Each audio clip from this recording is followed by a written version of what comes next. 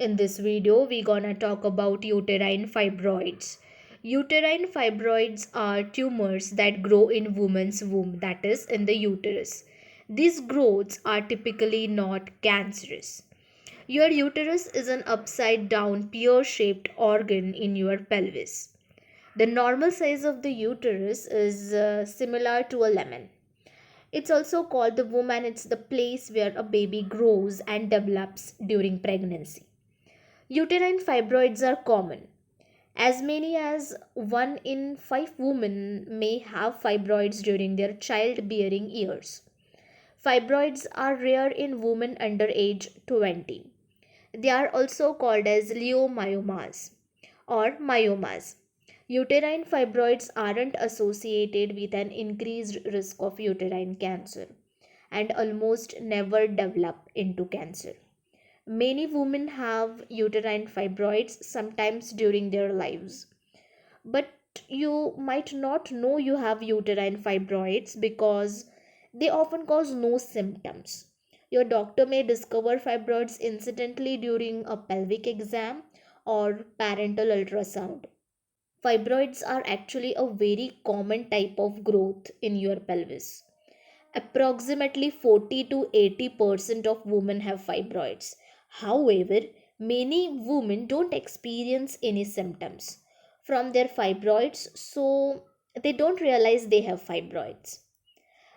This can happen when you have small fibroids called asymptomatic because they don't cause you to feel anything unusual. Uterine fibroids are growths made up of muscles and connective tissue from the wall of the uterus. These growths are usually not cancerous. Now, where do fibroids grow?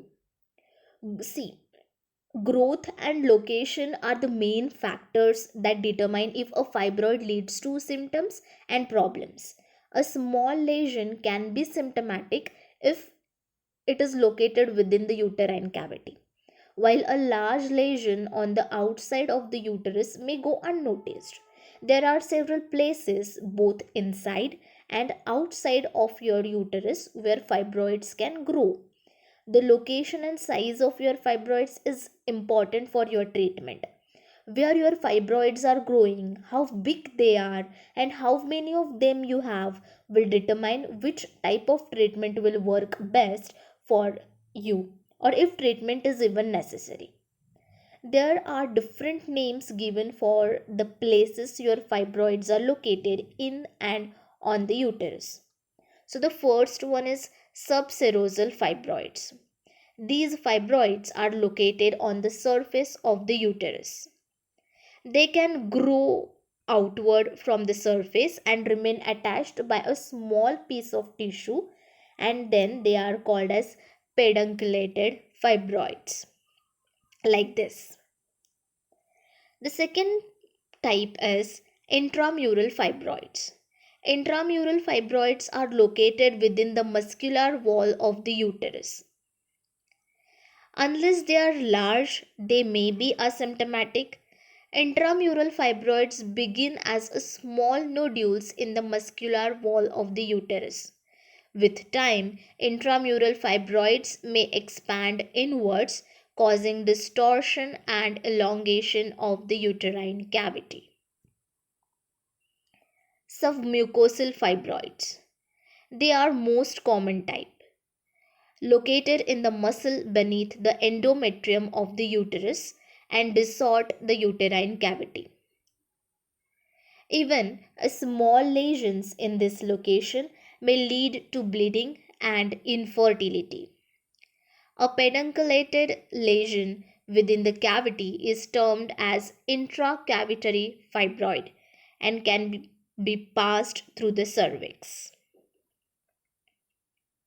This is pedunculated submucosal fibroid.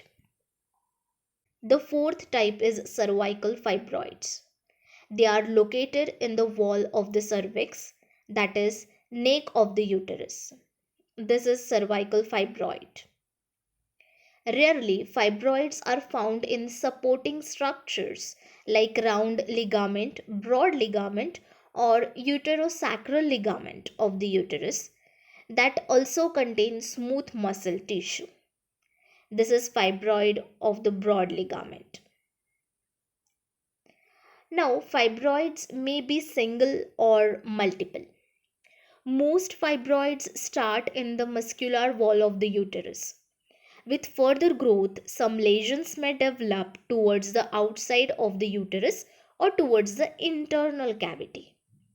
Secondary changes that may develop within fibroids are hemorrhage or necrosis. Calcification and cystic changes may also occur.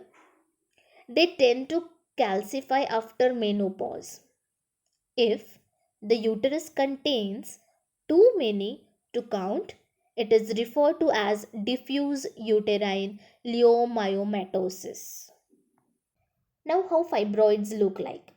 So, fibroids range in size from seedlings undetectable by the human eye to bulky masses that can distort and enlarge the uterus. You can have a single fibroid or a multiple ones. In extreme cases, multiple fibroids can expand the uterus so much that it reaches the rib cage and can add weight. Fibroids can grow as a single nodule, that is, one growth, or in a cluster. Fibroid clusters can range in size from 1 micrometer to more than 20 centimeters in diameter or even larger. For comparison, they can get as large as the size of a watermelon. These growths can develop within the wall of the uterus, inside the main cavity of the organ, or even on the outer surface. Fibroids can vary in size, number, and location within and on your uterus. Now, see, fibroids are a type of uterine leiomyoma. They appear as a round but not encapsulated solid nodules that are white or tan. Microscopically, tumor cells resemble normal cells that like elongated spindle shape with a cigar shaped nucleus and form bundles with different directions. These cells are uniform in size and shape with scarce mitosis. Now, what causes uterine fibroids? The causes of fibroids are not known, but fibroids are more common in obese women. The cause of fibroids are not known, but most fibroids happen in a woman of a reproductive age. The another important risk factor is hormone. Hormones like estrogen and progesterone, two hormones that stimulate development of the uterine lining during each menstrual cycle in preparation for pregnancy, appear to promote the growth of fibroids. They typically aren't seen in young women who haven't had their first period yet. Fibroids tend to shrink after menopause due to decrease in hormone production. And also, diets high in fruits and vegetables tend to lower the risk of developing fibroids. Fibers, vitamin A, C, E, and phytoestrogens, carotenoids, meat, fish, and dairy products are of unclear effect. Normal dietary levels of vitamin D may reduce the risk of developing fibroids. Another important risk factor is extracellular matrix, that is ECM. It is the material that makes cells stick together like mortar between bricks. ECM is increased in fibroids and makes them fibrous. ECM also stores growth factors and causes biologic changes in the cells themselves. Other growth factors, like substances that help the body to maintain tissues, such as insulin like growth factor, may affect fibroid growth. Doctors believe that uterine fibroids develop from a stem cell in the smooth muscular tissue of the uterus, that is myometrium. A single cell divides repeatedly, eventually creating a firm, rubbery mass distinct from nearby tissues. 50% of uterine fibroids demonstrate a genetic abnormality. Often, a translocation is found on some chromosomes. Fibroids are partly genetic. If a woman had a fibroids, risk in the daughter is about 3 times higher than average. Only a few specific genes or cytogenetic deviations are associated with fibroids. 80 to 85% of fibroids have a mutation in the mediator complex subunit 12, that is MED12 gene. Now let's talk about signs and symptoms. Some women with uterine fibroids do not have symptoms. Most fibroids do not cause any symptoms and don't require treatment other than regular observation by your healthcare provider. These are typically small fibroids. When you don't experience symptoms, it's called an asymptomatic fibroid. Symptoms can be influenced by the location, size, and number of fibroids.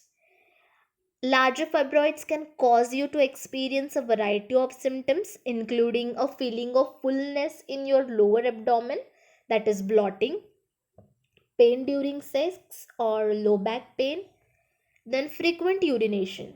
Frequent urination can happen when a fibroid puts pressure on your urinary bladder. Then constipation can also occur. Excessive or painful bleeding during your period, that is during menstruation, bleeding between your periods, and inability to urinate or completely empty your bladder. While fibroids are common, they are not a typical cause for infertility and accounting for about 3% of reasons why a woman may not be able to have a child. The majority of women with uterine fibroids will have a normal pregnancy outcomes. In cases of intercurrent uterine fibroids in infertility, a fibroid is typically located in a submucosal position, and it is thought that this location may interfere with the function of the lining and the ability of the embryo to implant. A uterine fibroid can cause rectal pressure. The abdomen can grow larger, mimicking the appearance of pregnancy. Now, what does uterine fibroid pain feel like? So, there are a variety of feeling you might experience if you have fibroids. If you have small fibroids, you may feel nothing at all and not even notice they are there. For larger fibroids, however, you can experience discomforts and even pains related to the condition. Fibroids can cause you to feel back pain, severe menstrual cramps, sharp stabbing pain in your abdomen, and even pain during sex. Now, how are uterine fibroids diagnosed?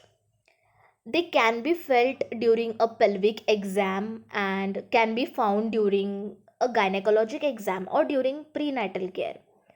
Quite often, your description of heavy bleeding and other related symptoms may alert your healthcare provider to consider fibroids as a part of the diagnosis. There are several tests that can be done to confirm fibroids and determine their size and location.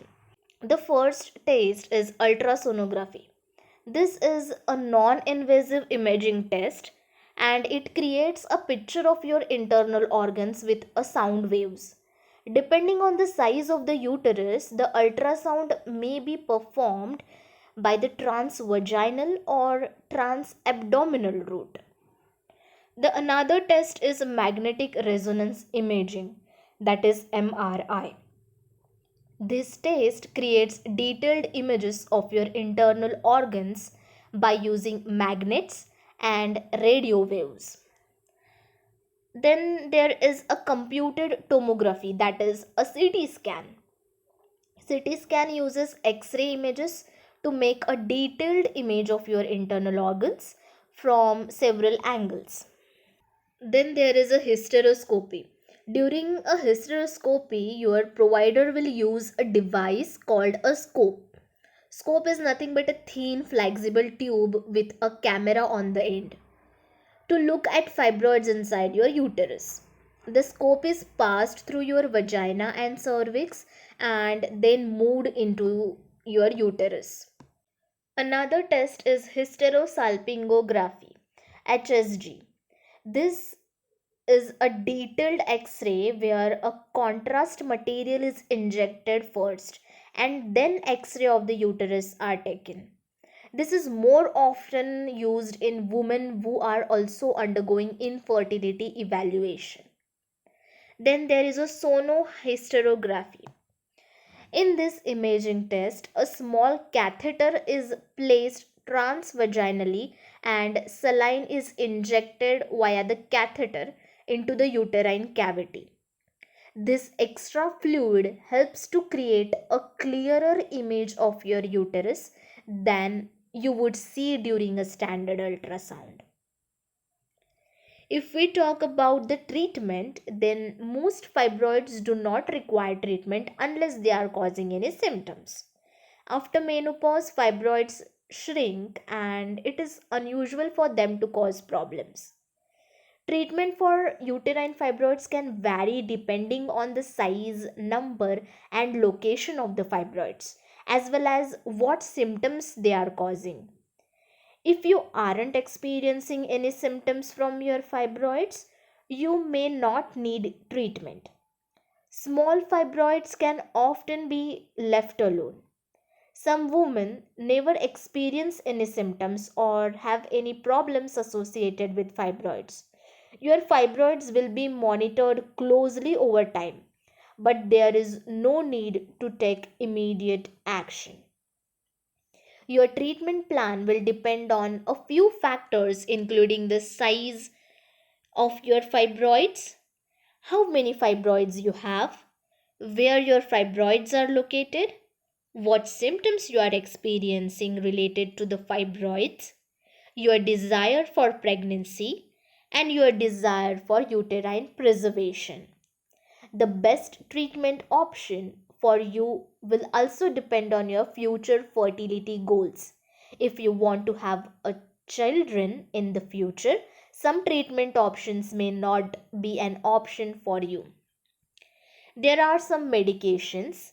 It's important to talk to your healthcare provider about any medication you take. Always consult your provider before starting a new medication to discuss any possible complications. Oral therapies. Elagolix is a new oral therapy indicated for the management of heavy uterine bleeding in premenopausal women with symptomatic uterine fibroids. It can be used up to 24 months. Talk to your doctor for pros and cons of this therapy. Another oral therapy is tranexamic acid. It is an antifibrinolytic oral drug that's indicated for the treatment of cyclic heavy menstrual bleeding in women with uterine fibroids. Your doctor will monitor you during this therapy. Gonadotropin releasing hormone agonist. These medications can be taken via a nasal spray or injection, and they work by shrinking your fibroids. They are sometimes used to shrink a fibroid before surgery, making it easier to remove the fibroid. However, these medications are temporary, and if you stop taking them, the fibroids can grow back. Iron supplements. If you have anemia from the excess bleeding, your provider may also suggest you to take an iron supplement. Over the counter pain medications, that is OTC. These medications can be used to manage discomfort and pain caused by the fibroids. OTC medications include acetaminophen and ibuprofen. Then there are birth control medications. Birth control can also be used to help with symptoms of fibroids, specifically heavy bleeding during and between periods and menstrual cramps. Birth control can be used to help control heavy menstrual bleeding. There are a variety of birth control options you can use, including oral contraceptive pills or intravaginal contraception, injections, and intrauterine devices, that is IUDs. Fibroid surgery. When we talk about fibroid surgery, there are several factors to consider when talking about the different types of surgery for fibroid removal. Not only can the size, location, and number of fibroids influence the type of surgery, but your wishes for future pregnancies can also be an important factor when developing a treatment plan. Some surgical options preserve the uterus and allow you to become pregnant in the future, while other options can either damage or remove the uterus. Myomectomy. It is a procedure that allows your provider to remove the fibroids without damaging the uterus. There are several types of myomectomy. The type of procedure that may work best for you will depend on where your fibroids are located, how big they are, and the number of fibroids you have. The types of myomectomy procedure to remove fibroids can include hysteroscopy. This procedure is done by inserting a scope, as we have already discussed. A scope is a thin, flexible tube like tool through the vagina and cervix and into the uterus. No incisions are made during this procedure. During the procedure, your provider will use the scope to cut away the fibroids. Your provider will then remove the fibroids. Another type of myomectomy is laparoscopy. In this procedure, your provider will use a scope to remove the fibroids. Unlike the hysteroscopy, this procedure involves placing a few small incisions in your abdomen. This is how the scope will enter and exit your body. This procedure can also be accomplished with the assistance of a robot. Another type of myomectomy is laparotomy. During this procedure, an incision is made in your abdomen and the fibroids are removed through this one larger cut. If you aren't planning future pregnancies, there are additional surgical options your healthcare provider may recommend. These options are not recommended if pregnancy is desired, and there are surgical approaches that remove the uterus. These surgeries can be very effective, but they typically prevent future pregnancies. For example, uterine fibroid immobilization. This procedure is performed by an interventional radiologist who works with your gynecologist. A small catheter is placed in the uterine artery or radial artery, and small particles are used to block the flow of blood from the uterine artery to the fibroids. Loss of blood flow shrinks the fibroid, improving your symptoms. Another surgery is a radio frequency ablation, that is RFA. This is a safe and effective treatment for women with symptomatic uterine fibroids and can be delivered by laparoscopic, transvaginal, or transcervical approaches. Hysterectomy. During this surgery, your uterus is removed. A hysterectomy is the only way to cure fibroids. By removing your uterus completely, the fibroids can't come back and your symptoms should go away. If your uterus alone is removed, the ovaries are left in place. You will not go into menopause after a hysterectomy. This procedure might be recommended if you are experiencing very heavy bleeding from your fibroids or if you have large fibroids. When recommended, the most minimally invasive procedure to perform hysteroscopy is advisable. Minimally invasive procedures include vaginal, laparoscopic, or robotic approaches. Now, question arises over here is, are there any risk related to fibroid treatment? So there can be risk to any treatment. Medications can have side effects and some may not be good fit for you. Talk to your healthcare provider about all medications you may be taking for other medical medications and your complete medical history before starting a new medication. If you experience side effects after starting a new medication, call your provider to discuss your options. There are also always risks involved in surgical treatment of fibroids. Any surgery places you at a risk of infection, bleeding, and any inherent risks associated with surgery and anesthesia. An additional risk of fibroid removal surgery can involve future pregnancies. Some surgical options can prevent future pregnancies. Myomectomy is a procedure that only removes the fibroids, allowing for future pregnancy. However, women who have had a myomectomy may need to deliver future babies via cesarean section, that is C section. Now, can fibroids be prevented? In general, you can't prevent fibroids. You can reduce your risk by maintaining a healthy body weight and getting regular pelvic exams. If you have small fibroids, develop a plan with your healthcare provider to monitor them. Hope you will find this video informative and interesting. If you like this video, then subscribe to my channel and press the bell icon. Do like, comment and share this video. Have a happy learning.